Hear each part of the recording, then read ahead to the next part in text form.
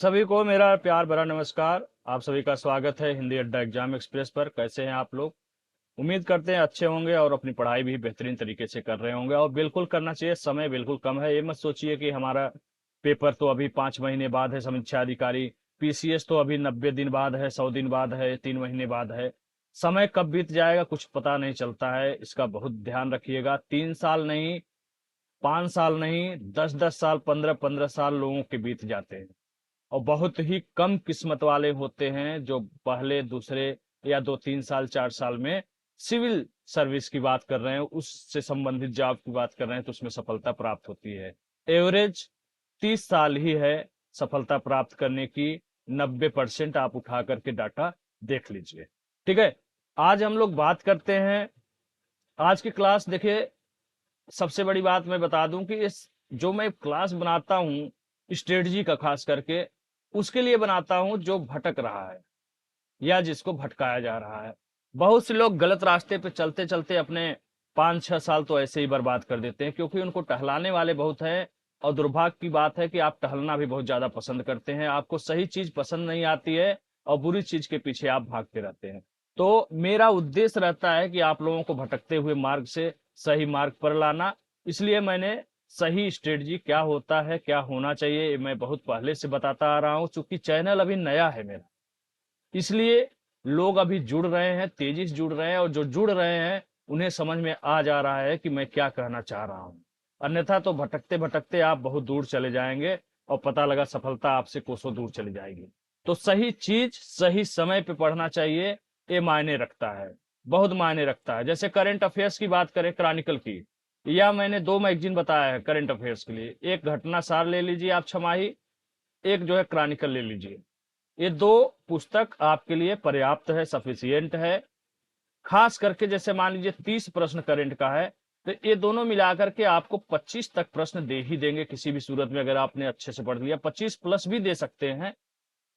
और 30 में आप 25 अगर करंट कर ले रहे हैं तो आपकी स्थिति बहुत अच्छी मानी जाएगी, खराब स्थिति नहीं मानी जाती है। और बहुत से लोग जो है इन्हीं मैगजीन को लेकर के अपना नोट्स बना करके पढ़ाते हैं, उसमें भी कोई बुराई नहीं। आप पढ़ाइए लेकिन कंप्लीट पढ़ाइए। आपको कैसे पता होगा कि कौन सा इंपॉर्टेंट है, कौन सा गैर इंपॉर्टेंट है? ये चीज बहुत जरूरी होता है, और ये अनुभव से आता है।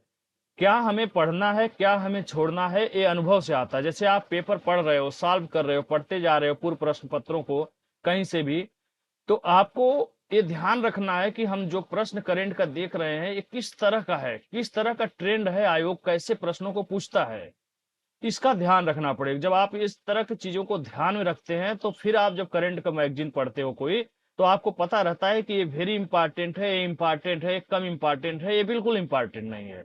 ठीक है। ऐसे ही समसामयिक क्रॉनिकल क्रॉनिकल में आपको क्या पढ़ना है, बहुत से लोगों का प्रश्न है कैसे पढ़ना है। बहुत से लोग कह रहे हैं बहुत सी बोरियत होती है सर, तो मैं आज आपकी बोरियत को, आपके सारे प्रश्नों को समाधान करना चाहता हूं। और दूसरी बात, चौथे प्रश्न का मैं उत्तर दे दूं कि करंट अफेयर्स का प्रारंभिक परीक्षा में इतना बड़ा रोल है कि बहुत से लोग जो नौकरी में हैं, या जो प्राइवेट में हो या सरकारी में हो, या जिनके पास समय का अभाव है और ऑलरेडी वो 5-6 साल 10 साल तैयारी कर चुके हैं, उनकी मैं बात कर रहा हूं। उनको केवल रिवीजन करना होता है। रिवीजन करने के बाद क्या करते हैं वो लोग, चले जाते हैं और करंट बेस पे ही छोटे छोटे पॉइंट, जैसे करंट को मुख्य फोकस कर दिए, जनगणना देख लिए जो कि एक दिन की बात है, एक दिन क्या 4-5 घंटे की बात है। उसी तरह से यूपी स्पेशल वगैरह देख लिया, जाके प्री दे देते हैं और पता चला हो भी गया उनका। क्यों हो जाता है? क्योंकि वो कोर चीजों को पढ़ते हैं, मेन पॉइंट को पढ़ते हैं, और जीएस ऑलरेडी इतना पढ़े हैं कि उनका तैयार है। जैसे मैं अपनी बात बताऊं, मुझे अगर पीसीएस देना हो या समीक्षा अधिकारी देना हो, या देना होता है या देना होता था, तो मुझे कितना समय लगता है। मैं अगर 1.5 महीने पहले, 45 दिन पहले भी अगर एक्टिव सीरियस हो जाता हूं तो मेरा काम फ्री का हो जाता है, और अच्छा खासा हो जाता है। मार्कशीट भी मैं दिखा चुका हूं। समीक्षा अधिकारी में कभी भी 150 145 से नीचे तो मुझे याद ही नहीं है कभी मेरा आया होगा। और 55 तक मैंने अपना स्कोर ऑलरेडी आप लोगों को दिखा चुका है। और जो अभी है मार्कशीट जो नहीं आया वो भी दिखा देंगे कभी ऐसा वक्त आया तो। ठीक है। तो कहने का मतलब है ठीक ठाक स्कोर मेरा हो जाता है। मुझे कट ऑफ की चिंता नहीं रहती कि बॉर्डर पे हूं मैं, मेरा प्री होगा कि नहीं। इतना अच्छा खासा स्कोर हो जाता है कि मैं शांति से मेंस की तैयारी करना शुरू कर देता हूं। आपको भी ऐसा ही स्कोर बना के रखना है कि ये नहीं सोचना है कि होगा मेरा फ्री कि नहीं होगा।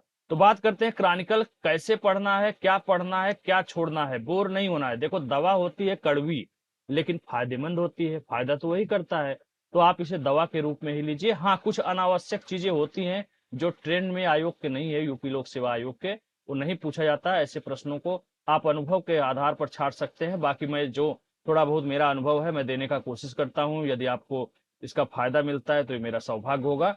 तो शुरुआत करते हैं। देखिए यहाँ पे अंक में दिया हुआ है क्या क्या इस मैगजीन में देता है। तो सबसे नंबर 1 पे राज्य सरकार समाचार है, दूसरे पे क्या है, राष्ट्रीय है, आर्थिकी है, अंतर्राष्ट्रीय विज्ञान प्रौद्योगिकी, पर्यावरण पारिस्थितिकी, रिपोर्ट सूचकांक, योजना कार्यक्रम, बैंकिंग, वित्तीय सेवा, उद्योग, सार संक्षेप। तो मूल बात देखिए यहाँ से 4 नंबर 5 नंबर से जो शुरू हो रहा है यहाँ से लेकर के, हाँ देखिए खेल और वन लाइनर तो छूट ही गया, 13 यहां तक आपके लिए, मतलब इसमें जो 45-50 पेज है यही आपके लिए करंट की दृष्टि से बहुत इंपॉर्टेंट है। ठीक है, यही करंट है। बाकी जैसे इसमें कुछ इंपॉर्टेंट चीजें कभी आ गए, जैसे मध्य प्रदेश पीसीएस का पेपर इसमें दिया हुआ है। तो चलो पीसीएस का जो पेपर है इसको लगे हाथ अगर हम देख लेते हैं 1 घंटा समय दे करके, तो हो सकता है इसमें से कई प्रश्न हमको जीएस के तौर पे मिल जाए। चलो आप एमपी का पढ़ रहे हो तो एमपी स्पेशल का मत देखो, ठीक है, तो कम से कम एमपी का मत देखो, करंट अफेयर्स का मत देखो, पुराना हो चुका है, लेकिन जीएस का तो प्रश्न सॉल्व कर लो। हो सकता है आपके आने वाले एग्जाम में 1-2 प्रश्न उससे फंस जाए, मिल जाए, आपका काम हो जाए। उसके बाद जैसे राजस्थान का कृषि पर्यवेक्षक सीधी भर्ती दिया है, राजस्थान का जो एकदम लोकल है उसको मत पढ़िए, जीएस का जो यहाँ से मिल रहा है इसको पढ़ लीजिए। करंट चूंकि पुराना हो चुका होगा तो चाहे तो मत पढ़िए। अगर नया पेपर हुआ है, जल्दी हुआ है, मतलब मान लीजिए कि जनवरी 23 के बाद हुआ है, तो आप पढ़ लीजिए, क्योंकि भाई करंट अफेयर्स 1 साल माना जाता है, 12 महीने का करंट अफेयर्स होता है। तो यहाँ से भी हो सकता है कुछ लाभ मिले। जैसे एमपी में करंट अफेयर चलो लोकल का है, वहां का नहीं पूछ दिया, तो हो सकता है जो राष्ट्रीय अंतरराष्ट्रीय लेवल का करंट अफेयर्स पूछा हो मध्य प्रदेश में, वो आपके परीक्षा में आ जाए कोई प्रश्न। ठीक है, पत्रिका सार संक्षेप की बात है, बहुत ज्यादा जरूरी नहीं है, मत पढ़िए, छोड़ दीजिए। UP PCS RO mark test की बात है, इन्होंने दिया है, तो आप देखोगे इसमें 99% आपको मैंने ऑलरेडी पहले ही बता दिया है, पढ़ा दिया है। आप चाहो तो यहाँ से देखो, नहीं समय है तो मत देखो, और देख लोगे तो नुकसान तो होने वाला है नहीं, फायदा ही फायदा होगा। तो 1 घंटा निकाल के देख लो। उसके बाद आता है समसामयिक प्रश्न, इसको जरूर पढ़ लेना चाहिए, 4-5 पेज में होता है, 50 से 100 प्रश्न। कभी कभी क्या होता है डायरेक्ट करंट का प्रश्न ही आपको पेपर में छपा हुआ दिख जाता है। ठीक है, तो आगे हम विस्तार से दिखाते हैं कैसे पढ़ना है। ठीक है, और आपको मैं बता दूं कि इस किताब का चाहे वो घटना सार हो, घटना चक्र हो, या कोई भी करंट अफेयर्स किताब पढ़ रहे हैं आप, तो आप किसी के नोट्स के चक्कर मत पड़िए, क्योंकि नोट्स वो क्या लिखा है कैसे लिखा है मुझे नहीं पता है।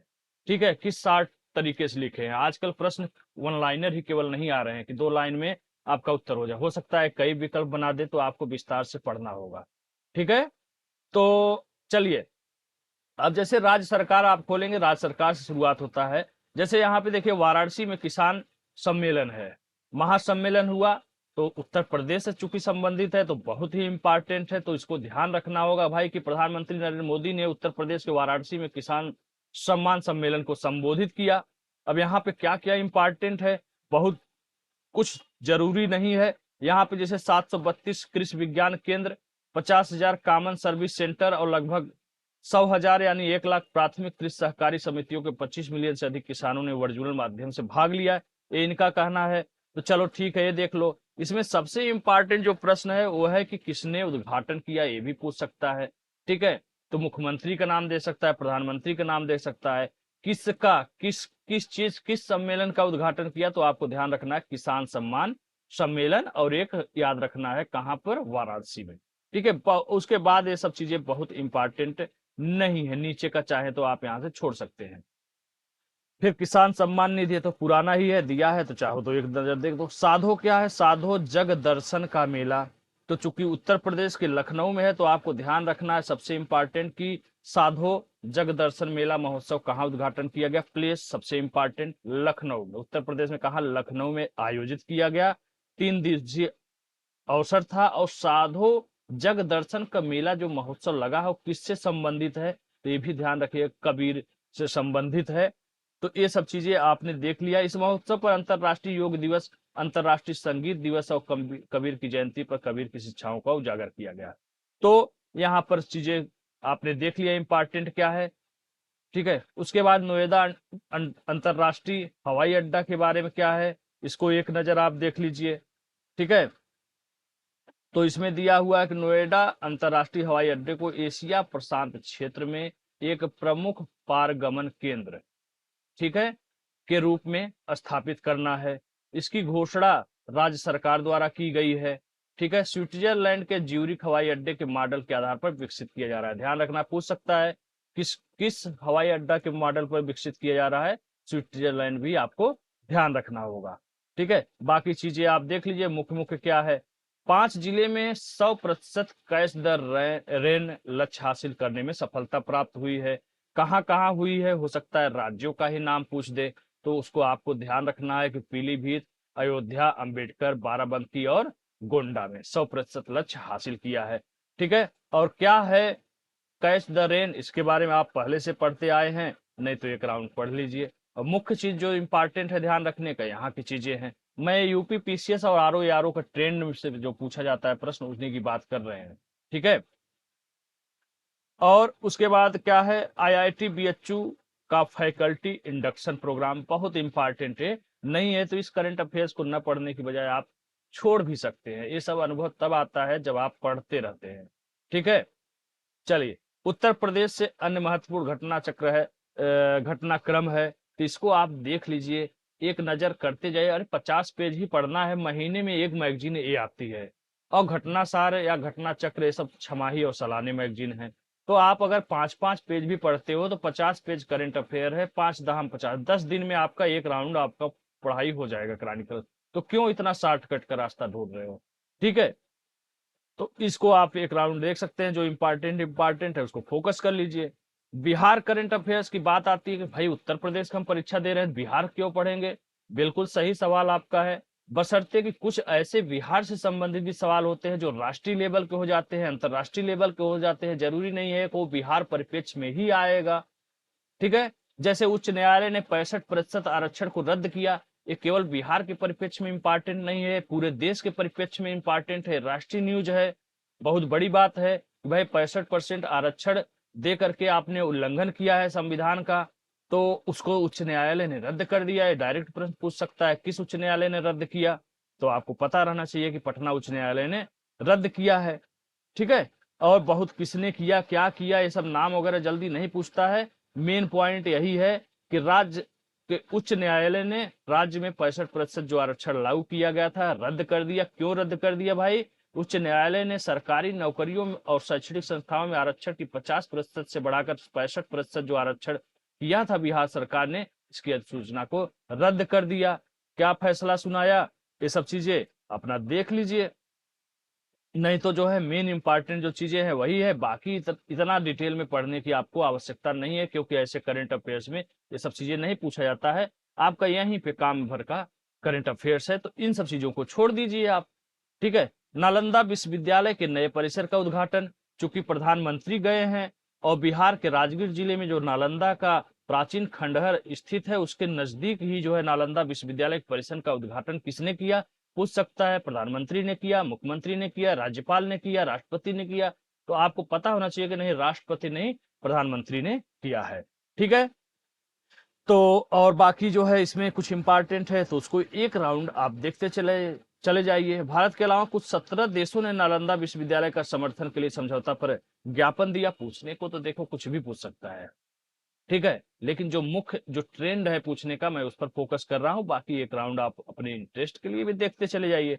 ठीक है, बाकी नालंदा की स्थापना कब हुआ है, इतिहास में आपने पढ़ा है, पूरा कॉन्फिडेंस है आपको, एकदम दिमाग में याद है कि गुप्त वंश के शासक कुमार गुप्त ने किया था 12वीं शताब्दी में। तो जरूरत ही नहीं है यहाँ से आपको पढ़ने की। किसने नष्ट किया था आपको पता होगा, बख्तियार खिलजी ने नष्ट किया था, आक्रमण किया था। तो देख सकते हैं, नहीं तो आगे बढ़िए, अपना काम की चीजें वहां से लीजिए और आगे बढ़िए।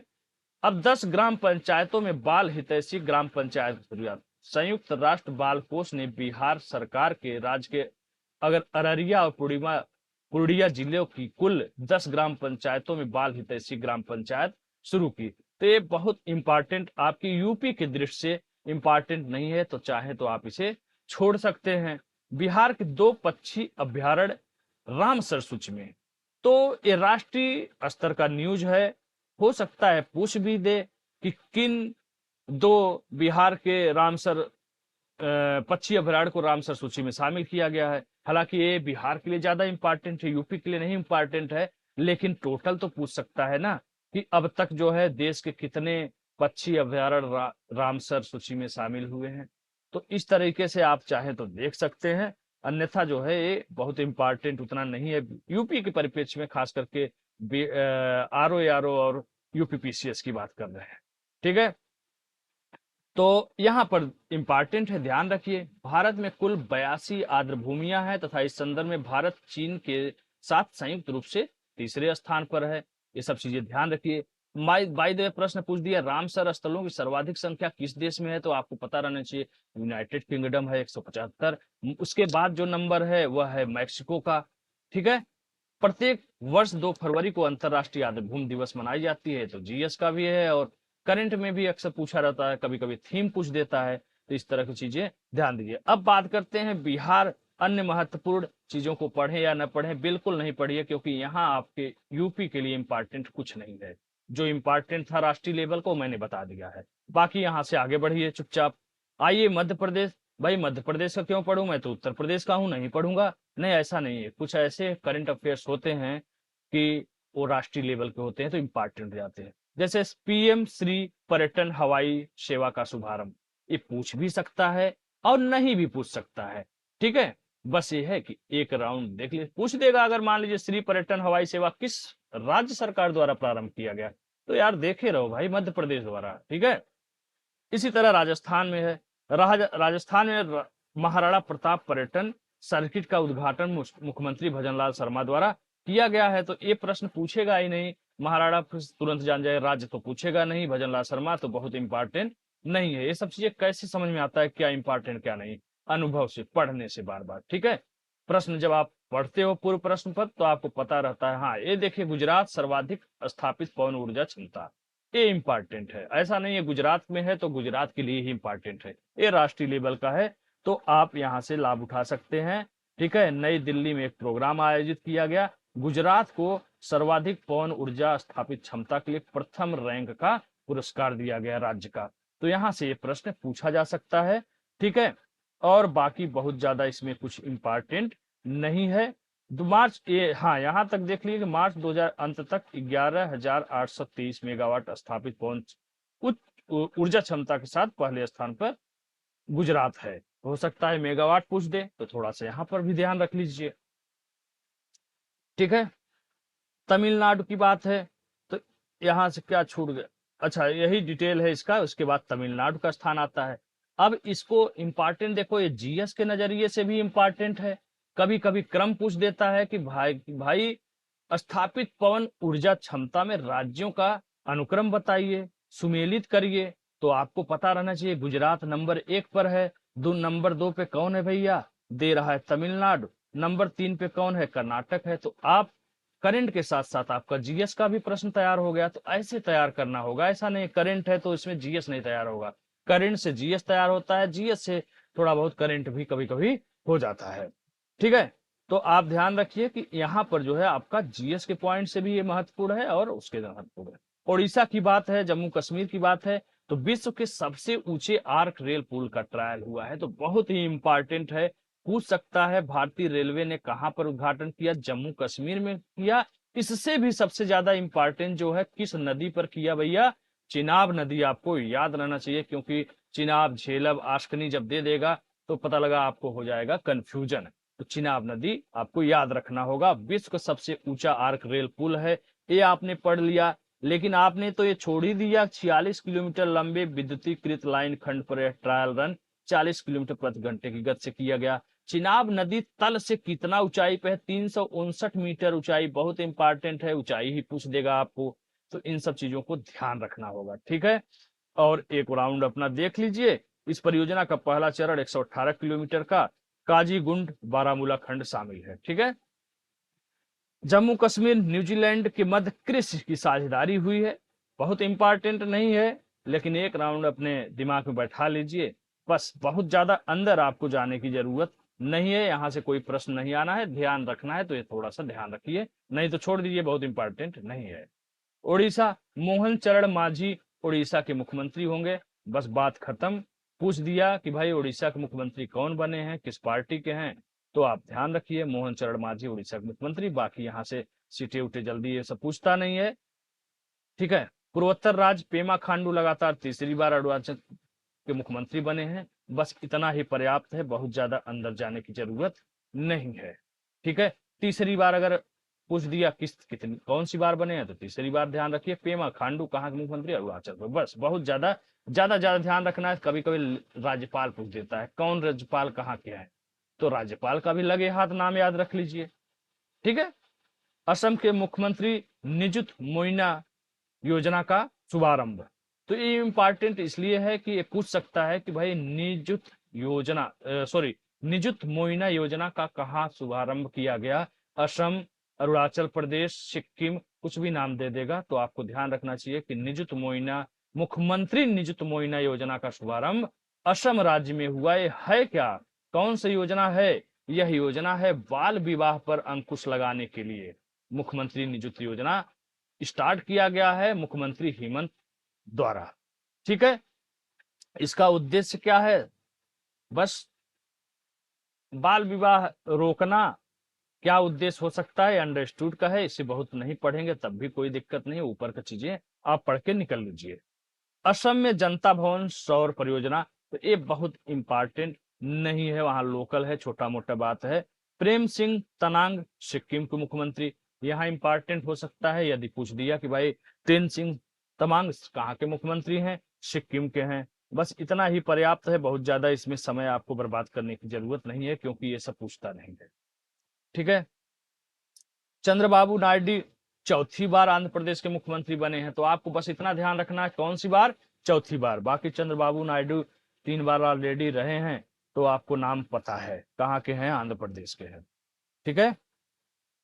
चलिए, राज्यपाल ध्यान रख लीजिए किसने शपथ दिलाया, राज्यपाल वहां के एस अब्दुल नजीर हैं, ठीक है। बाय द वे पूछ देता है कभी कभी राज्यपाल, ये नहीं पूछता है किस राज्यपाल ने शपथ दिलाया, कभी कभी अलग से प्रश्न ही बन जाता है कि कहाँ के राज्यपाल कौन है, सुमेलित करिए, ठीक है, इसलिए नजर में रखना जरूरी होता है, ठीक है। केरल के पाठ्य पुस्तकों में AI लर्निंग की शुरुआत बहुत इंपॉर्टेंट है, हो सकता है पूछ दे, तो इसको ध्यान रखने की जरूरत है। इसी तरह तेलंगाना का 10वां स्थापना दिवस, तो स्थापना दिवस आपको पता है, बहुत ज्यादा इंपॉर्टेंट नहीं है, लेकिन स्थापना दिवस पूछ सकता है, कौन सा स्थापना दिवस है, 9वां है, 8वां है, 10वां है, तो बस 10वां याद रखिए, बाकी अंदर को बहुत ज्यादा ध्यान देने की जरूरत नहीं, क्योंकि आपको ये सब चीजें पहले से पता है, ठीक है। मुख्यमंत्री मनवीर काथ मनवीर काप्पोम योजना, तमिलनाडु का है, नाम से ही पता चल जा रहा है, ऐसी योजनाएं अगर आपको दिमाग में नहीं आ रहा है तो तमिलनाडु, आंध्र प्रदेश, कर्नाटक में इस तरह के नाम होते हैं, थोड़ा सा ध्यान लैंग्वेज का पढ़ना पड़ेगा कि भाई कहाँ पे कौन सा लैंग्वेज है, तो इस तरह का नाम जहां भी देखिए वो समझ जाइए तमिलनाडु का है, बाकी पढ़ने के बाद और समझ जाइए अच्छे से, ठीक है। मिट्टी की उर्वरता से संबंधित कोई चीज है तो इंपॉर्टेंट प्रश्न ये हो सकता है, ठीक है। तो इस तरह राज्य सरकार पढ़ने के बाद यहाँ पर आइए देखिए, यहाँ भी कुछ अगर अच्छी चीज मिल रही है तो आप देख लीजिए, हैं, नहीं तो छोड़ दीजिए, ठीक है। एक कम इंपॉर्टेंट चीज जो बॉक्स में लास्ट में दिया है, सारे इंपॉर्टेंट ऊपर हो गए। चलिए जल्दी जल्दी नहीं, वीडियो बहुत लंबा हो जाता है, बहुत से लोग राय देते हैं 10-10 मिनट का, हमको समझ नहीं आता है मैं 10 मिनट 5 मिनट का वीडियो बना के कौन सा फॉर्मेलिटी करूं, कैसे कोई चीज समझा पाऊंगा, मुझे समझ नहीं आता है, इसलिए मेरी वीडियो लंबी हो जाती है, क्योंकि मैं जो है घोट घोट के पिलाता हूँ, मेरी आदत ही है, मैं क्या करूं, ऐसे ही पढ़ता भी हूँ और ऐसे पढ़वाता भी हूँ, कैसे 10-10 मिनट का क्या करूं, कैसे करूं, मुझे तो आज तक समझ नहीं आया, 10 मिनट में 15 मिनट में कौन सा वीडियो बना के क्या मैं अमृत पिला दूं लोगों को यार। चलिए राष्ट्रीय की बात करें, डाकघर अधिनियम, देखो अधिनियम अधिनियम से संबंधित जल्दी प्रश्न पूछता नहीं है, खास करके बहुत इंपॉर्टेंट न हो तो। अब डाकघर अधिनियम में क्या हुआ है, कुछ परिवर्तन किया गया होगा, कुछ चीजें प्रतिस्थापित हुई हैं, तो बहुत इंपॉर्टेंट नहीं है डाकघर अधिनियम। एक चीज ध्यान रखिएगा, मैं यूपीपीसीएस और आरओ एआरओ यूपी के ध्यान रख करके बता रहा हूं आपको करंट अफेयर्स। जहां हम आरओ एआरओ को जो करंट अफेयर्स हम लोग पढ़ते हैं उसका पढ़ने का और पूछने का तरीका अलग होता है। आरओ एआरओ और यूपी पीसीएस में जिसको हम इम्पॉर्टेंट समझते हैं वो प्रश्न जरूर पूछा जाता है। वहीं यूपीएससी की बात करें, आईएएस की बात करें, उसमें वो करंट अफेयर्स पूछा जाता है जिसे हम इम्पॉर्टेंट नहीं समझते हैं। जिसे इम्पॉर्टेंट नहीं समझते हैं वो पता लगा यूपीएससी पूछता है, और जिसे हम लोग इम्पॉर्टेंट समझ के वास्तव में पढ़ते हैं वो वास्तव में यूपी में पूछा जाता है। ठीक है, तो यही भेद है यूपीएससी और यूपी पीसीएस में। नरेंद्र मोदी लगातार तीसरी बार, बच्चे भी जानते हैं, लगातार तीसरी बार मुख्यमंत्री बने हैं, आंख बंद, अरे सॉरी, प्रधानमंत्री बने हैं, तीसरी बार प्रधानमंत्री नरेंद्र मोदी। ये सभी को, दुनिया को पता है, आपको भी पता है, ये पढ़ने की जरूरत ही नहीं है कि तीसरी बार बने हैं दूसरी बार बने हैं, क्योंकि एक करंट का मुद्दा है, लगातार आप देख रहे हैं कौन प्रधानमंत्री कब से है। इंपॉर्टेंट है कि नरेंद्र मोदी 2014 में कौन से नंबर के प्रधानमंत्री थे, तो 15वें नंबर के प्रधानमंत्री थे। कब? 2014 में, जब पहली बार मुख्यमंत्री पता नहीं क्यों निकल रहा है मुंह से, पहली बार नरेंद्र मोदी प्रधानमंत्री बने थे। तो उनका क्रम क्या था? 15वां था। ठीक है। भारत के पहले प्रधानमंत्री जवाहरलाल नेहरू के पश्चात नरेंद्र मोदी लगातार तीसरे कार्यकाल हेतु शपथ लेने वाले दूसरे भारतीय प्रधानमंत्री हैं। यहां इंपॉर्टेंट चीज रखा हुआ है। यदि प्रश्न करंट का वन लाइनर बनाने के बाद बजाय 2-3 विकल्प आपको दे दे, इसलिए यहां से बहुत ही इंपॉर्टेंट है कि इसे हमें थोड़ा सा यहां से तीसरे की बजाय इन सब चीजों का भी ध्यान रखना होगा, क्योंकि तीसरा तो सबको पता है, सार्वजनिक परीक्षा अधिनियम नो इम्पॉर्टेंट। तो ऐसे चीजों को आप छोड़ करके आगे बढ़ सकते हैं जो बोर करने वाली चीजें हैं या जो इम्पॉर्टेंट एग्जाम की दृष्टि से नहीं है। ठीक है, समझ में आ गई बात? चलिए फटाफट कुछ चीजें बता देते हैं, बच्चों की तरह समझाना पड़ता है, खैर कोई बात नहीं, हमको भी मजा आता है बताने में, बस सही रास्ते पर चलिए, अन्यथा 5-6 साल कब बीत जाएगा भैया ना पता नहीं चल, बहुत बुरा हाल है। ठीक है, वो होता है ना, मैंने देखा है बहुत से यूट्यूब चैनल जो बड़े बड़े हैं जिनको आप फॉलो करते हैं, उन लोग करते क्या है, जैसे पहले के जमाने में होता क्या था कि लड़का गया लड़की देखने, पता लगा सुंदर लड़की ला करके दिखा दिए, और उसके बाद करा किससे देते हैं शादी, वही जानता है। और बहुत से लोगों के साथ ऐसा होता है, और हुआ भी है, फोटो दिखाया सुंदर, अंदर निकला कुछ और। उसी तरह यूट्यूब चैनल वाले क्या करते हैं, कवर पेज पे लगाएंगे क्रॉनिकल, घटना 7, उसके बाद घटना चक्र पूर्वावलोकन, और अंदर पढ़ा रहे हैं अपना चीज अपने तरीके से, उससे क्या नुकसान हुआ? ठीक है, तो ओरिजिनल चीज पढ़िए, किताब लाइए, शॉर्टकट में मत चलिए। 50 पेज करंट अफेयर्स इसमें होता है, महीने में 10 दिन भी समय देंगे, 5-5 पेज भी पढ़ेंगे तो अच्छे से पढ़ लेंगे। बात करते हैं 18वीं लोकसभा आम चुनाव की, तो ये इंपॉर्टेंट है आपके करंट अफेयर से। कभी कभी तो सीधा पूछ देता है, भारतीय जनता पार्टी दे देगा, कांग्रेस देगा, समाजवादी है और 3-4 दे देगा उसको, लेकिन प्रश्न वाले को पता रहता है जब थोड़ा सा स्टैंडर्ड प्रश्न बनाना होता है तो यहाँ से प्रश्न उठा देगा, ऊपर का 1-2 छोड़ देगा, क्योंकि सबको उसको पता रहता है कि बहुत आसान है, और थोड़ा आसान बनाने का प्रयास करेगा तो ऊपर से ही दे देता है। तो थोड़ा सा ऊपर से 4-5 जो है सीटों को आप ध्यान रखिएगा। ठीक है, पूछ दिया जाता है महिलाएं कितनी निर्वाचित हुई हैं, ये थोड़ा फोटो खराब आ गया है, मैंने कैमरा से खींचा है, पीडीएफ था नहीं। तो इसमें 74 महिला सांसदों को चुना गया है 2024 चुनाव में। ये बहुत इंपॉर्टेंट है, कभी कभी पूछ देता है कितनी महिलाओं को चुना गया है, इसका भी ध्यान रखिएगा। ठीक है, तो ये सब चीजें इंपॉर्टेंट है। ठीक है, शिमला में Chadwick house navigating audit heritage संग्रहालय क्या है, इसके बारे में देख लीजिए। ठीक है, ये थोड़ा इंपॉर्टेंट हो सकता है, इसको देखते रहिए। भारत नियंत्रक महालेखक परीक्षक के बारे में आप भले ही जानते हैं, आपने पढ़ा है अच्छे से, लेकिन तब भी थोड़ा थोड़ा बहुत कंफ्यूजन है, तो एक बार यहाँ से और पढ़ लीजिए। देखिए, आपने करंट पढ़ा, करंट के बहाने आपका जीएस का भी प्रश्न तैयार हो गया। यदि पूछ देता है महानियंत्रक का कार्यकाल का क्या है और मैक्सिमम एज क्या है। तो यहाँ पे देखिए 6 वर्ष या 65 वर्ष दे रहा है, तो एक बार ये भी आपका तैयार हो गया। ठीक है, इसका कार्य क्या है, ये सब चीजें भी दिया है। इसकी वरीयता क्रम में कौन सा स्थान प्राप्त है, ये भी दिया हुआ है। तो यहाँ से भी आप 18वीं लोकसभा के प्रोटेम स्पीकर स्पीकर बहुत इंपॉर्टेंट है, प्रश्न पूछ सकता है कि किसको अस्थायी अध्यक्ष यानी प्रोटेम स्पीकर चुना गया था। तो आप नाम अगर याद रख रहे हैं तो बहुत अच्छी बात है, क्योंकि ये प्रश्न कभी कभी पूछ देता है। और यहाँ पे ध्यान रखना है कि संविधान में स्पष्ट रूप से प्रोटेम स्पीकर शब्द का प्रयोग नहीं किया गया है। ये प्रश्न भी थोड़ा सा अच्छा प्रश्न बनाने का प्रयास करेगा। तो ये विकल्प में एक से अधिक जब विकल्प बनते हैं, खास करके मिलान वाले, 1 2 3 सही है, 2 3 सही है, 1 2 सही है, ऐसी स्थिति में आपको इन सब चीजों को ध्यान रखना हो। तो ऐसे टॉपिक को आप अच्छे से पूरा पढ़ लिया करिए। पहले प्रोटेम स्पीकर कौन थे, जीवी मावलंकर थे, ये सब चीजें भी ध्यान रखा करिए। ठीक है, भारत IORA क्रूज पर्यटन सम्मेलन हुआ भारत में, कहाँ हुआ, नई दिल्ली में हुआ, क्या है इसके बारे में थोड़ा सा पढ़ लीजिए। ठीक है, वधावन में एक प्रमुख पत्तन के निर्माण, प्रमुख पत्तन है, साधारण पत्तन नहीं है, प्रमुख पत्तन है, इंपॉर्टेंट हो जाता है। वधावन कहाँ है, पहली बात तो महाराष्ट्र में है। ठीक है, और एक केंद्रीय मंत्रिमंडल ने डिसाइड किया है, राष्ट्रीय जो है करंट अफेयर्स है। ठीक है, वधावन स्थान है जहां पे प्रमुख पत्तन के विमान निर्माण की मंजूरी प्रदान की गई है।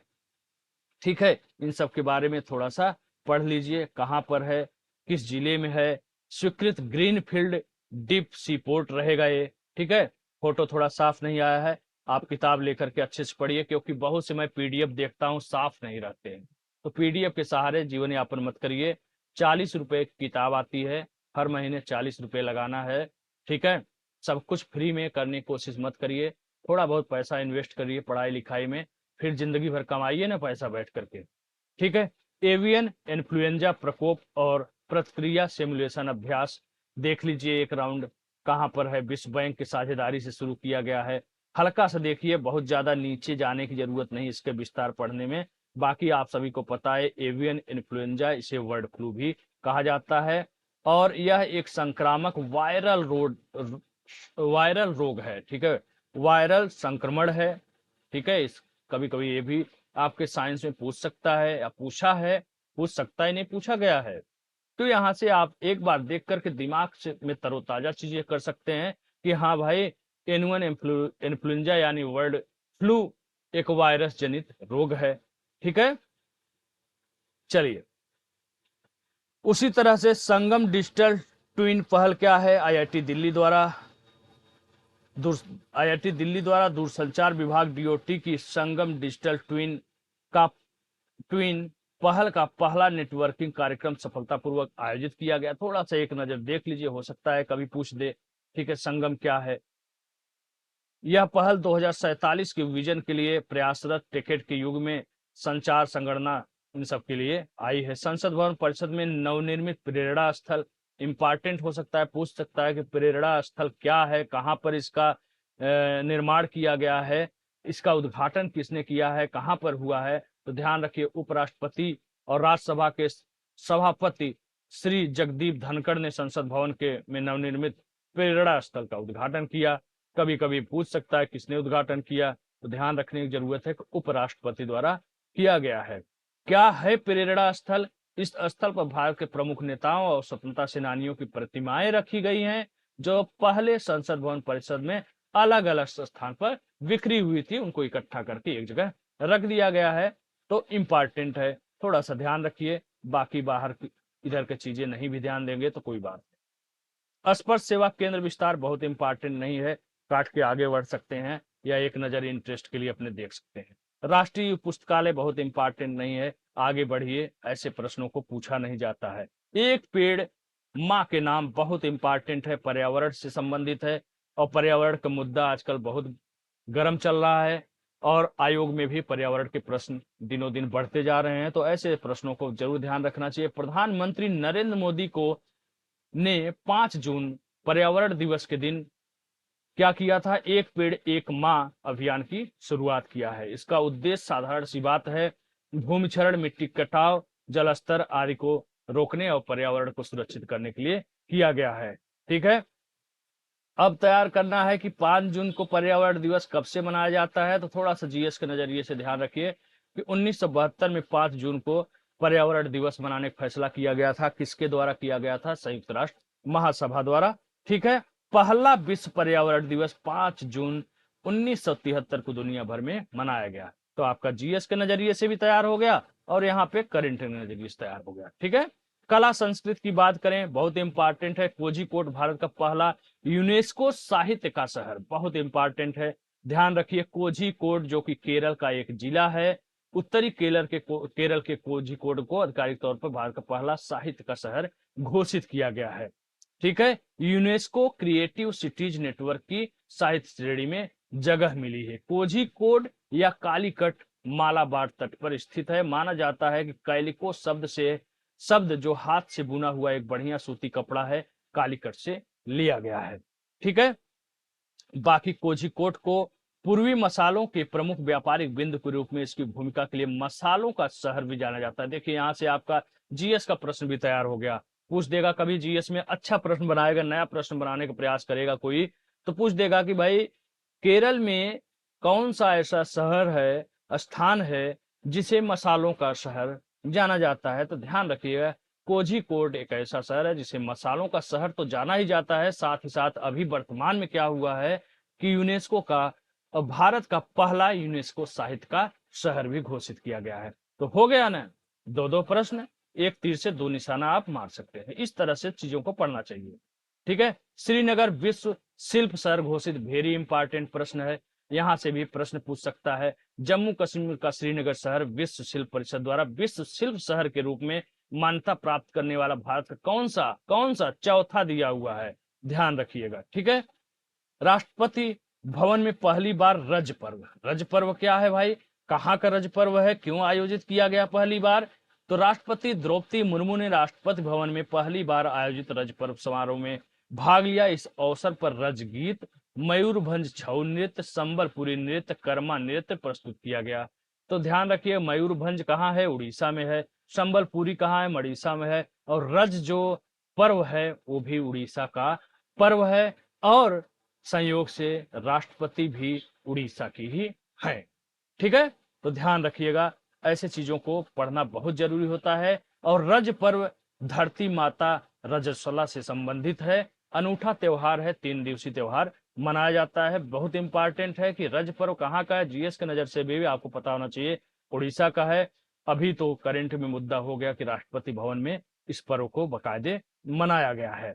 ठीक है, मानसून के आगमन के साथ ही भविष्य की कृषि गतिविधियों के लिए खुद को तैयार करती है। त्योहार के पहले दिन को पहली रज कहा जाता है, जो त्योहार की शुरुआत का प्रतीक है। दूसरे दिन को रज मिथुन संक्रांति कहा जाता है। ठीक है, तीसरे दिन को भूमि दहन या बाजी रस कहा जाता है। ठीक है, बहुत ही अच्छा प्रश्न है। अंबुचाली मेला इंपॉर्टेंट है, असम के गुवाहाटी में कामाख्या मंदिर में प्रसिद्ध अंबुचाली मेला का आयोजित किया गया, बहुत इंपॉर्टेंट है। इसके बारे में थोड़ा सा जान लीजिए, किससे संबंधित है। यह त्योहार मां कामाख्या के वार्षिक मासिक धर्म चक्र का उत्सव माना जाता है और पूर्वी भारत में प्रचलित तांत्रिक शक्ति पंथ से जुड़े होने कारण इसे इस अमेठी या तांत्रिक प्रजनन उत्सव के रूप में भी माना जाता है। तो बहुत इंपॉर्टेंट है, इसको भी आप पढ़ सकते हैं। आर्थिकी की बात करें, सार्क देशों से मुद्रा विनिमय हुआ है, ये इंपॉर्टेंट आपका हो सकता है। ठीक है, किन किन देशों के साथ क्या हुआ है, इसको आप एक बार देख लीजिए।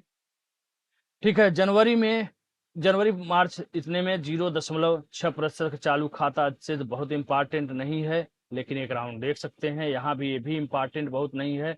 बाकी रही बात है आर्थिक आउटलुक एशिया पैसिफिक Q3 2024 क्या है, एक नजर आप इसको देख सकते हैं। ठीक है, बाकी इंपॉर्टेंट क्या है, राजस्थान में 550 मेगावाट क्षमता की सौर ऊर्जा स्थापित किया गया है, अंतरराष्ट्रीय वित्त निगम ने किया है। इन सब चीजों को भी ध्यान रखना है, ये प्रश्न इंपॉर्टेंट है, पूछ सकता है। ठीक है, एबीडी द्वारा स्वास्थ्य प्रणाली है तो 170 मिलियन के डॉलर, कभी कभी ऐसे प्रश्न भी पूछ लिए जाते हैं। हैदराबाद और रेनसान के मध्य 3 वर्षीय समझौता है, बहुत इंपॉर्टेंट नहीं है, लेकिन तब भी एक नजर देखने लायक है। ठीक है, ये सब चीजें मैं डिसाइड नहीं कर रहा हूं, मैं ट्रेंड के हिसाब से बता रहा हूँ कैसे प्रश्न पूछे जाते हैं, ये आप भी अनुभव कर सकते हैं जब आप बार बार चीजों को देखेंगे। प्रश्न जैसे सॉल्व कर रहे हैं पूर्व पत्रों को, उसमें नजर में बनाए रखिए कि कैसे कैसे प्रश्न पूछते हैं, तो आपको खुद ही पता आइडिया लग जाएगा कि ये इंपॉर्टेंट है, ये थोड़ा कम इंपॉर्टेंट है, ये बिल्कुल इंपॉर्टेंट नहीं। अंतरराष्ट्रीय 50वां G7 शिखर सम्मेलन वेरी इंपॉर्टेंट है। इसको आपको अच्छे से पढ़ना चाहिए, डिटेल में पढ़ना चाहिए। कहाँ पे हुआ, इसमें कौन भाग लिया, प्रधानमंत्री ने लिया कि गृह मंत्री ने लिया, और G7 सम्मेलन कहाँ पर हुआ, डिसीजन उसमें क्या क्या हुआ, ये सब चीजें भी अच्छे तरीके से पढ़ना चाहिए। और कितने देश हैं इसमें शामिल, कभी कभी पूछ देता है कि G7 में निम्न में से कौन देश शामिल नहीं है, तो आपको पता रहना चाहिए कि G7 में ये 7 देश शामिल हैं। भारत क्या है, पर्यवेक्षक का दर्जा मिला है या फिर इस तरह का कुछ चीजें हैं, तो उसको आप जो है वहां पर ध्यान रखिए। श्रीलंका में समुद्री बचाव समन्वय केंद्र का उद्घाटन किया गया, थोड़ा सा एक नजर यहाँ फिर भी देख लीजिए।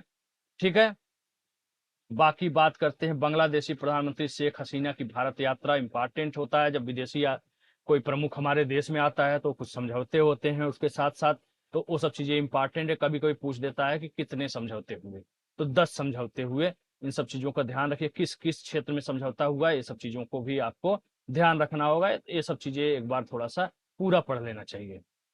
भारत फ्रांस ऑस्ट्रेलिया त्रिपक्षीय फोकल प्वाइंट बैठक हुआ, किनके बीच में, भारत फ्रांस और ऑस्ट्रेलिया, तीनों देश का नाम याद रखने की जरूरत है। त्रिपक्षीय बैठक में कौन सा बैठक आयोजित हुआ, इसके तहत क्या क्या है, ये सब चीजें ध्यान रखना जरूरी है।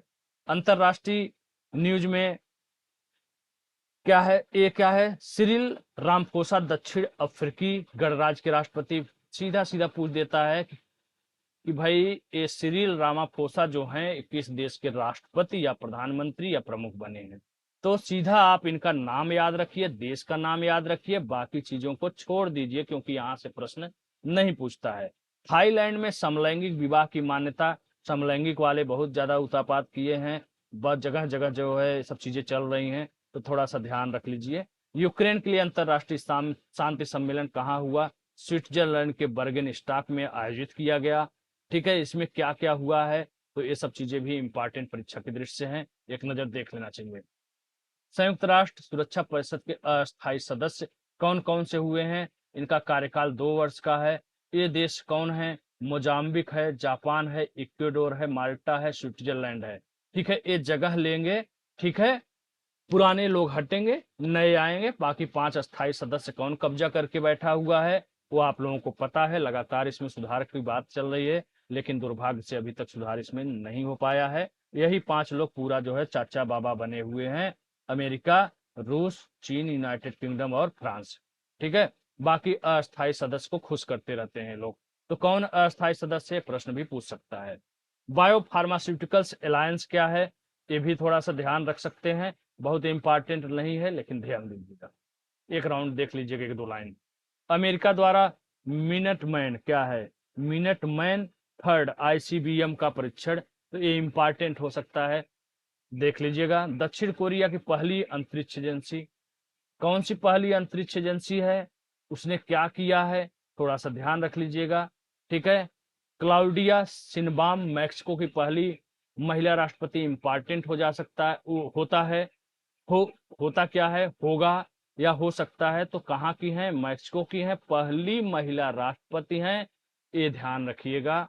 ठीक है, इंपॉर्टेंट है, और बाकी चीजें इंपॉर्टेंट नहीं है, तो यहाँ बहुत ज्यादा नीचे जाने की जरूरत नहीं है। भारत ने कोलंबो प्रक्रिया की अध्यक्षता ग्रहण कर ली, क्या है कोलंबो प्रक्रिया, एक राउंड देख लीजिए, एक नजर देख लीजिए, बाकी आगे बढ़िए। विज्ञान प्रौद्योगिकी में पुनः प्रयोज प्रक्षेपण यान पुष्पक है, इसरो द्वारा इसका परीक्षण किया गया है, लैंडिंग किया गया है, इसके बारे में थोड़ा देख लीजिए। चिनूक हेलीकॉप्टर से 4.5 किलोमीटर की ऊंचाई से पुष्पक को छोड़ा गया, इसका रेंज वगैरह क्या है, ये सब चीजें दिया है, तो देख लीजिए। चीन व फ्रांस का स्पेस वेरिएबल ऑब्जेक्ट्स मॉनिटर उपग्रह, इंपॉर्टेंट है, पूछ सकता है, यहां से देख लीजिए चीजें। देश का पहला आत्मघाती ड्रोन नागास्त्र, बहुत इंपॉर्टेंट है, वेरी इंपॉर्टेंट है, पूछ सकता है, ये तो पूछ ही लेगा, किसने विकसित किया है, इसकी मारक क्षमता क्या है, ये सब चीजें भी पूछी जाती है, तो ध्यान रखिएगा। ठीक है, 2 मीटर की सटीकता के साथ जीपीएस सक्षम सटीक हमले कर सकता है। रेंज लगभग 30 किलोमीटर है। ड्रोन का वजन 6 किलोग्राम है या 60 मिनट तक हवा में रह सकता है। बाकी जो है एक नजर कर लीजिए, जो फोकस करने वाली चीजें हैं ये है। अत्याधुनिक स्क्रीन बैंक सुविधा भारतीय सेना ने नई दिल्ली के आर्मी हॉस्पिटल में किया है। बहुत इंपॉर्टेंट नहीं है, तब भी अपना एक राउंड देख लीजिए। 5G इंटेलिजेंस विलेन और क्वांटम एन्क्रिप्शन एल्गोरिदम पहल, तो ये दूरसंचार विभाग ने किया है। तो आप एक हल्की नजर देखते हुए आगे बढ़ जाइए। भारतीय नौसेना का 5वां मिसाइल कम एम्यूनेशन बार्ज, तो थोड़ा सा इसको देख लीजिए। एकीकृत जनरेटर निगरानी नियंत्रण प्रणाली विद्युत रक्षक क्या है, इसके बारे में जान लीजिए। ठीक है, ये क्या है, उच्च रिजोल्यूशन थर्मल इमेजिंग उपग्रह, इसके बारे में एक बार देख लीजिए। ठीक है, इसरो का कम्प्यूटेशनल, ये सब चीजें देखते चले जाइए। ठीक है, जो कम इंपॉर्टेंट है वो आपको खुद ही पता चल जाएगा पढ़ते पढ़ते। थोड़ा ढंग से पढ़िए। परमाणु घड़ी बनाया गया है, फोटो थोड़ा साफ नहीं आया, इसके बारे में पढ़ लीजिए, पूछ सकता है। ठीक है, ये मिसाइल अग्निबाण क्या है, इन सब के बारे में जानकारी जरूरी है। भारी धातु संरचकों को हटाने के लिए एक नई उपचार प्रक्रिया क्या बनाया गया है, किसने बनाया है, ये भी थोड़ा सा देखने की जरूरत है। पर्यावरण परिस्थिति की बात करें, इवेरियन लिंक्स, ये सब जो है जरूरी है, देखते चले जाइए, ये सब मत छोड़ा करिए। हाँ, बहुत विस्तार में जैसे दिया हुआ है, फालतू चीजें नहीं, मुख्य चीजों को फोकस करिए। डिब्रूगढ़ में 25 मेगावाट की सौर ऊर्जा, पूछ सकता है, इंपॉर्टेंट है। ठीक है, इन सब चीजों को आप अच्छे से देखते चलिए। भारत का पहला निजी बायोस्फीयर, हो सकता है। ठीक है, गांधी सागर अभ्यारण्यों में चीतों का स्थानांतरण किया गया है। ये सब चीजें देखते चले आइए। रिपोर्ट सूचकांक अक्सर पूछता रहता है, जैसे वैश्विक लैंगिक अंतराल सूचकांक हमेशा पूछता है। इसमें आपको देखना है कि भारत का कौन सा स्थान है भाई, 137वां स्थान है। फिसला है, नीचे आया है कि ऊपर उछला है। उसके साथ साथ जो है नंबर 1 पर कौन है, 1 2 3, कम से कम 3 4 ऊपर के ध्यान ही रख लीजिए। ठीक है, सबसे निम्न स्थान किसका है, विश्व निवेश रिपोर्ट, ये भी पूछा जाता है प्रश्न। पर्यावरण प्रदर्शन सूचकांक से भी प्रश्न कई बार पूछा गया है। ऊर्जा संक्रमण से संबंधित प्रश्न आया है। इसमें बहुत कुछ नहीं देखना है, आपको फोकस करना है सबसे नंबर 1 का कि भारत का कौन सा स्थान है। उसके बाद जो है भारत का 23 में कौन सा स्थान है, दूसरा ये फोकस करना है। पहले स्थान पे कौन है, डेनमार्क है। दूसरा फिनलैंड है। तीसरा जो है हाँ, पहले दूसरे तीसरे पर हैं। और इसका मुख्यालय कहाँ है, स्विट्जरलैंड है। ठीक है, तो सूचकांक से संबंधित प्रश्न कभी कभी आते हैं, कभी कभी अक्सर आते हैं। ठीक है, यहाँ पे देखिए दे दिया है। इस तरह का चीजें देखते चले। सतत विकास रिपोर्ट बहुत ही इंपॉर्टेंट है, पूछता रहता है, इससे प्रश्न पूछे जाते हैं। फिनलैंड पहले स्थान पर है, फिर स्विट्जरलैंड, ये सब चीजें। फिर भारत का क्या स्थान है, 109वां स्थान है। ये सब चीजें ध्यान रखने की बात है। ठीक है, ये सब चीजें आप देखते हुए अब इसमें और कौन से इंपॉर्टेंट है, योजना कार्यक्रम। देखिए ये वाला पेज जो यहाँ से शुरू होता है, इसमें बहुत सी चीजें फालतू की दी रहती हैं जो पूछती नहीं है। कौन सा इंपॉर्टेंट है उसको आपको ध्यान रखना है, ये सब अवसंरचना समझ रही हो, बहुत इंपॉर्टेंट नहीं है। राष्ट्रीय स्टार्टअप डायरिया अभियान, ये थोड़ा सा देख लीजिएगा। इसमें पूछ सकता है कि भाई इसमें क्या है। अगर इसका कुछ टारगेट निर्धारित किया गया है तो ठीक है, उसका पूछ सकता है। सन जैसे 2027 2030 ऐसा कुछ तो इसमें दिख नहीं रहा है, तो ये बहुत इंपॉर्टेंट नहीं है। ठीक है, हाँ, ये पूछ सकता है कभी कि किसने स्टार्ट किया है, तो केंद्रीय स्वास्थ्य एवं परिवार कल्याण मंत्रालय, बहुत ही आसान है। ठीक है, ये भी बहुत इंपॉर्टेंट नहीं है। कृषि सखी अभिकरण का बात है, अभिसरण का बात है, एक बार देख लीजिए इसको, एक नजर देख लीजिए कि वाराणसी में इसको शुरुआत किया गया है प्रधानमंत्री द्वारा, तो थोड़ा सा ध्यान रखने की जरूरत है। ठीक है, बहुत इंपॉर्टेंट नहीं है। हाँ, ये भी वायु निगरानी प्रणाली है। ठीक है, मेक इन इंडिया द्वारा विकसित किया गया है, बहुत ऐसा कुछ खास नहीं है। वाटर चैलेंज क्या है, चौथा पांचवा है, बहुत इंपॉर्टेंट नहीं है। तंबाकू मुक्त शैक्षणिक संस्थान अभियान, 31 मई को तंबाकू दिवस मनाया जाता है, इसका तो ध्यान ही रखिएगा। ये सब पता है, बाकी ये सब चीजें जल्दी पूछती नहीं। एसएससी बैंकिंग वगैरह वाला चीजें हैं, तो ये आपके लिए, सिविल वालों के लिए खास करके नहीं है।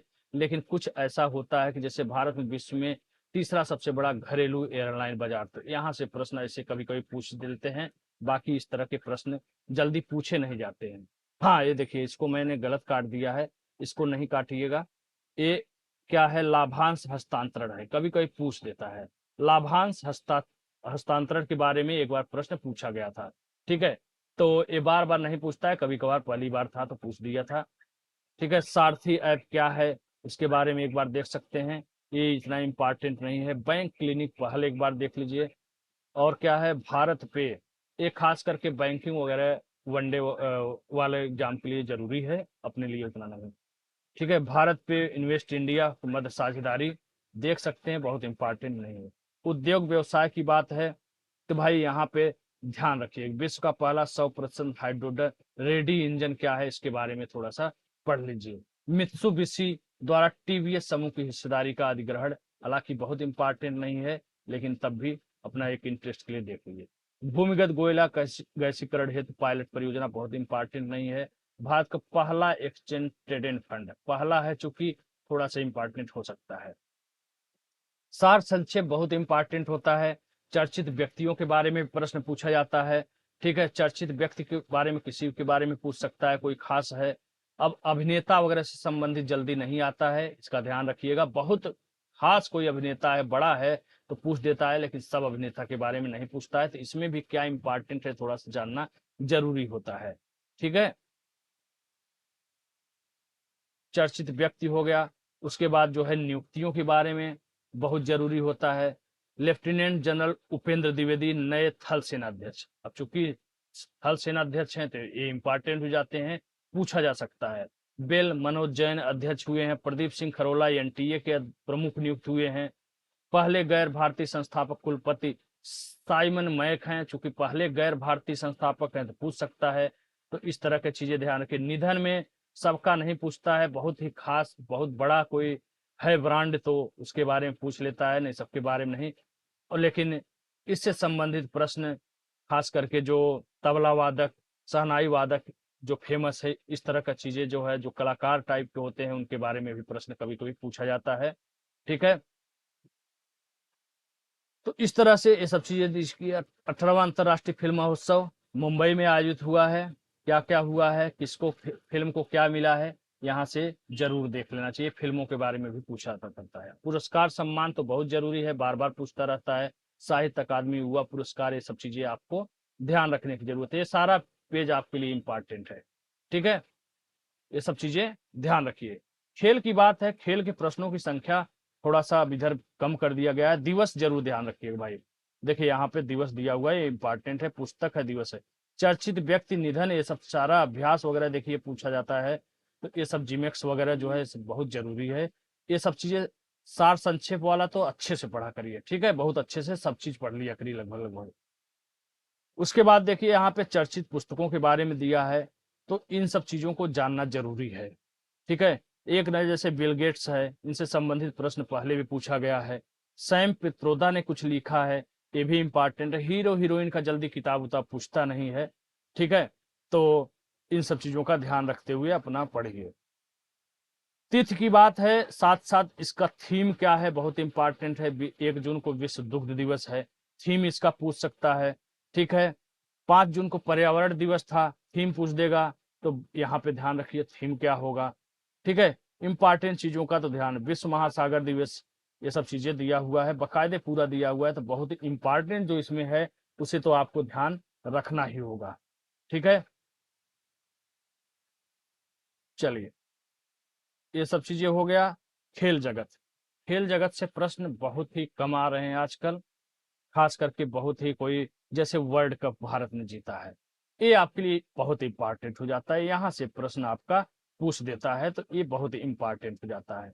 शतरंज है, तो जो बड़े बड़े शतरंज खेले जाते हैं, टेनिस वाले होते हैं, उनसे संबंधित प्रश्न आता है, सब नहीं आता है, तो ये सब इकट्ठा जब खेल का होता है तो बहुत ज्यादा हो जाता है, तो उसमें ध्यान रखिए। टेनिस जैसे अमेरिकन टेनिस हो गया, फ्रेंच हो गया, और कौन कौन से 3 4 हैं इंपॉर्टेंट है, उनसे संबंधित ही प्रश्न आता है। पहला विजेता कौन है, उप विजेता कौन है, महिला में पहला कौन है, इस तरह की चीजें पूछी जाती हैं। ठीक है, तो खास खास चीजें पढ़नी है, बहुत ज्यादा खेल का नहीं पढ़ना है। दुनिया भर का दिया रहता है, जैसे घटना सारा आप पढ़ोगे तो कम से कम 15 20 25 पेज खेल का ही देता है। मैं उसको उसके बारे में भी बताऊंगा क्या क्या इंपॉर्टेंट है उसमें। ठीक है, तो इस तरह का चीजें आप देख सकते हैं। ठीक है, तो यहाँ पर देखते चले जाइए। अंत में आइए वन लाइनर समसामयिकी। तो चाहें तो आप इसे भी एक राउंड देखते हुए चले जाइए, है ना। उसके बाद देखो वन लाइनर हो गया, तो आप इसको पढ़ लो एक राउंड, बहुत समय नहीं लगना है, थोड़ा थोड़ा सबके बारे में दिया है, जो वहां से छूटेगा यहाँ से कवर हो जाएगा, इसलिए आप इसे भी एक बार देख लिया करिए। ठीक है, 43 पेज हो गया। उसके बाद यहाँ पर आने के बाद जो है आपका खत्म हो गया। ठीक है, वन लाइनर यहाँ से खत्म हो गया, यही लास्ट पेज है। योजना, कार्यक्रम, ये सब वन लाइनर है, तो अपना एक राउंड देख लिए, 45 पेज आपका पूरा हो। ठीक है, यही 45 पेज आपके लिए इंपॉर्टेंट होता है। बात करते हैं प्रश्नोत्तर सार का। तो देखो ये सब हिस्ट्री में कहीं ना कहीं आप पढ़े हुए हो, तो ऐसा नहीं है कि पढ़ोगे तो नुकसान करेगा। जैसे इसमें इतिहास का कुछ दे देता है, फिर पॉलिटी का दे देता है, अर्थव्यवस्था का दे देता है, तो नुकसानदायक तो कुछ नहीं है। एमपीपीसीएस में पूछा गया है, तो उससे संबंधित भी चीजें इसमें मिल जाएंगी। ठीक है, बाकी आप इसको पढ़ो, कुछ चीजें जो है पढ़ो चाहे न पढ़ो, वो आपके ऊपर है। जैसे ये पेपर है, राजस्थान में हुआ है, डेट इसका देखिए 4 फरवरी 2024 है। इसमें आपको फायदा क्या होगा, एक तो आपका एक कृषि से संबंधित सीधे जरूर है, कृषि से संबंधित प्रश्न भी आपके समीक्षा अधिकारी में पूछा जाता है। और चूंकि 4 फरवरी का हुआ है, तो ये आपके परीक्षा के दृष्टि से जो इसमें करंट अफेयर्स के प्रश्न आपको मिलेंगे, वो भी आपके लिए इंपॉर्टेंट हो सकते हैं। ठीक है, बाकी जीएस से संबंधित प्रश्न तो है ही इसमें। ठीक है, जैसे यहाँ पे प्रश्न देखिए, निम्न में किसको रिबोफ्लाविन की प्रचुर मात्रा वाला स्रोत माना जाता है, तो इसमें दिया हुआ है बेल। तो ये प्रश्न तो आपके पास भी आ सकता है, आरओ में भी आ सकता है, पीसीएस में भी आ सकता है, किसी भी एग्जाम में, तो जीएस वो ऑल इंडिया के किसी भी पेपर में आवे। ठीक है, नींबू वंश स्पीसीज से संबंधित कौन है, ये सब चीजें जीएस से संबंधित है, और कृषि से भी संबंधित है। ठीक है, ये योजना वगैरह का इन सब का देता है, इसे आप चाहो तो पढ़ो, चाहे तो न पढ़ो। ठीक है, लेकिन करंट का जो 40-45 पेज है वो बहुत इंपॉर्टेंट है। ठीक है, समसामयिक प्रश्न की बात करें, हाँ इसी में दिनों मार्क टेस्ट भी इन्होंने डाला था, तो मार्क टेस्ट देखिए यहाँ पे आगे बढ़ गया। जैसे आरओ के लिए उन्होंने मार्क टेस्ट किया है। ठीक है, तो आप यहाँ से पढ़ोगे तो आपको 90% मिलेगा कि वही पुराने प्रश्न जो पूछे गए हैं ऑलरेडी, वही सारे चीज लगभग लगभग इन्होंने दे दिया है। तो आप यहाँ से चाहो तो पढ़ो मार्क टेस्ट इनका, चाहे तो न पढ़ो, उसे आप घटना चक्र वगैरह पढ़ रहे हो या सॉल्व कर रहे हो, वहीं कर रहे हो, 90% आपको वही प्रश्न दिखाई दे रहे हैं जो आप ऑलरेडी घटना चक्र में पढ़ रहे हैं। तो आप चाहो तो शॉर्ट टाइम में एक बार पढ़ लो, कोई नुकसान नहीं करने वाला है। उसी तरह हिंदी में है, हिंदी तो ऑलरेडी मैं इतना टॉप पढ़ाया हूँ, मैं पिछली बार जब क्लास लिया था तो उसमें मेरा 55+ पहुंच गया था। ठीक है, जो पेपर निरस्त हुआ है, इसमें ऐसा एक भी प्रश्न नहीं है जो हमने नहीं कराया हो। ठीक है, ये तो अभी आया है, आप पुराना मेरा वीडियो देख लो, ऐसा कोई प्रश्न एक ला दो जो नहीं है। अब ये बात अलग है, शरबत में ठंडी बर्फ डालो बोले हैं, तो मैंने बोला है पानी में ठंडी बर्फ डालो। ठीक है, वो अलग चलता है, बाकी सारा चीज देखिए सब पुराने हैं। तरुण नाविकों का शिक्षा संबंध, तो हालांकि मैं ये नहीं कह रहा हूँ कि नुकसानदायक है, पढ़ लीजिए एक राउंड, अच्छे से तैयार हो जाएगा और अच्छे से तैयार हो जाएगा। ठीक है, लेकिन सारा चीज ये जितने प्रश्न हैं सब रिपीटेड हैं, पुराने प्रश्न को इन्होंने मार्क टेस्ट के रूप में दिया है, तो आपके लिए ये इंपॉर्टेंट भी है, अच्छा है, पढ़ लीजिए। और अगर नहीं पढ़ना है तो ऑलरेडी आप पढ़ रहे हैं तो छोड़ भी सकते हैं, कोई बहुत बड़ा मुद्दा नहीं है, और पढ़ लिए तो नुकसान भी नहीं करेगा, रिवीजन हो जाएगा। लास्ट में आते हैं समसामयिक प्रश्नों का, प्रश्न के रूप में ये करंट अफेयर्स बनाए रहते हैं। जैसे इन्होंने लिखा है 27 मई से 26 जून, यानी लगभग एक महीने का इन्होंने प्रश्न के रूप में करंट अफेयर्स दिया है। तो इन सबको आप पढ़ लीजिए, लगभग 100 प्रश्न है, अच्छे प्रश्न है, कभी कभी डायरेक्ट प्रश्न सेम टू सेम प्रश्न ही आपके पेपर में देखने को मिल जाता है, तो अच्छा है, यहाँ से पढ़ लीजिए। और लास्ट में इसका आंसर दिया हुआ है, वहां से मिला लीजिए, तो यहाँ से भी आपका लाभ प्राप्त होता है। तो इस प्रकार से अगर देखने के बाद हम लोग नतीजे पर जब पहुंचते हैं तो पता चलता है कि पेज आपको 45 उधर पढ़ना है, 5-6 पेज इधर पढ़ना है, कुल मिला के 50 पेज, बहुत ज्यादा 55 पेज, इससे ज्यादा नहीं पढ़ना है, बाकी फालतू चीजों को छोड़ देना है, समय नहीं बर्बाद करना है। ठीक है, देखिए यहाँ पे इसका उत्तर दिया गया है, तो सब अपना यहाँ से उत्तर मिला लीजिए, पढ़ लीजिए, कभी कभी एक दो मिस्टेक भी हो जाता है तो उसका ध्यान रखिएगा। ठीक है, बाकी हिंदी का देखिए, इतना अच्छा मैंने किताब तैयार किया है, नोट्स तैयार किया है कि इसको पढ़ने के बाद हिंदी के लिए तो आपको कहीं भटकना ही नहीं है, और इसमें मैंने बहुत मेहनत किया है, और मैंने जो लिखा है 99% आपको सफलता दिलाएगा, ये मेरा दावा है। किसी भी सूरत में कमजोर से कमजोर आदमी 55+ हिंदी इस नोट्स से, इस बुक से करके आएगा, ये दावा है मेरा। ठीक है। और इस पर ऑफर चल रहा है 199 की जगह इस समय 149 इसका प्राइस रखा गया है, बेहद ही सस्ता। इससे पहले मैंने कोई प्राइस किसी चीज पर नहीं रखा है, सब निस्वार्थ और निःशुल्क चल रहा था। इसमें चूंकि बहुत मेहनत लगा है, उसे मैं बुक बनवाना चाहता हूँ, बुक प्रिंट कराना है मुझे।